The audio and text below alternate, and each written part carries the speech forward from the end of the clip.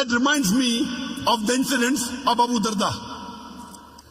Once there was a Jew, and there was a new Muslim.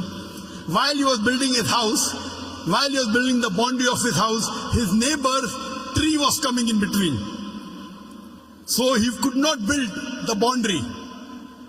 So the Prophet told the neighbor that give this tree to him, I will give you a tree in Jannah.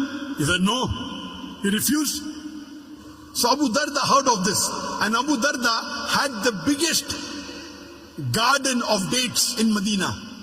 The biggest and the best garden of dates in Medina. When he heard this, he went to the Prophet and told him that if I am able to get that tree, will I get that tree in Jannah? The Prophet said yes.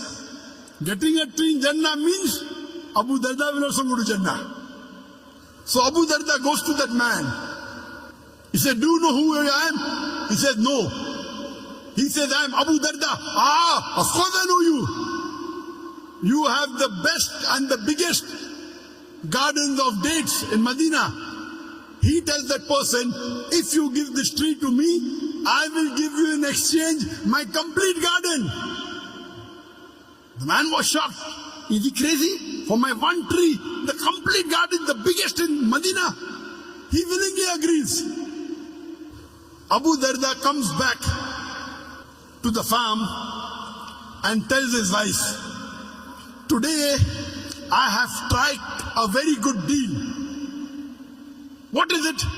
He said, I sold my complete garden for a tree in Jannah. And his wife replies, what an excellent deal have you struck. Today a wife will say, you're a fool. You should have given 10% of the garden. Why did you give full? Someone will say, you're a fool. Why did you give a full garden? You should have given half.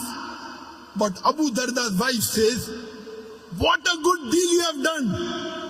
You have sold the full garden for a tree in Jannah.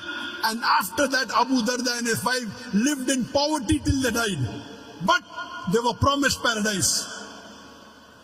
These are the examples of the Sahabas. When we look at them, we are nothing. We feel ashamed. What are we doing? You see the lifestyle of the Prophet and the Sahabas and the Khulafa Rashidin. They put us to shame. And we are afraid to open our mouth. We are afraid to do dawah. Allah says in the Quran, in Surah Baqarah chapter number 2, verse number 120, the Jews and the Christians, they will never be satisfied until you follow their way of religion, until you follow their brand of religion. Allah is saying in Surah Baqarah chapter 2, verse number 120, we try and impress the Westerners, our non-Muslims. Okay, fine, try to make them happy. Allah says, the Jews and the Christians, they will never be satisfied unless you become a Jew or a Christian. You try and satisfy them, anything, they will never be satisfied until you become Jew or a Christian. Allah says in Surah Baqarah chapter number 2, verse 111, and they say that you Muslims, you shall never enter Jannah unless you become a Jew or a Christian. You Muslims with all your piety, with all your salah, with the mark on your forehead, with your psalm, with your fasting, with your hajj, you shall never enter Jannah unless you become a Jew or a Christian. Allah continues and Allah replies, Tilka amaniyuhum. This is the wishful thinking. Bakwas hai bakwas, vain desires. Tilka amaniyuhum. Qul hatu buranakum in kuntum sadiqin. Produce your proof, but if you're truthful. Allah says that when anyone makes tall claims that only we will go to paradise, Allah says, Qul hatu buranakum. This is your wishful thinking, your vain desires. Bakwas hai bakwas. Qul, tell them, hatu buranakum. Produce your proof in kuntum sadiqin, but if you're truthful. And these Christians, they have produced their Burhan, their holy Bible, in no less than 2,000 different languages of the world. My Bible says this, my Bible says that. My Bible says this, my Bible says that. Christian missionaries throughout the world, they are knocking at the doors of the Muslims. They are knocking at our doors and saying, my Bible says this, my Bible says that.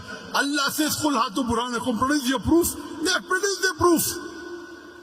They have produced their proof, the Bible, in no less than 2,000 different languages of the world.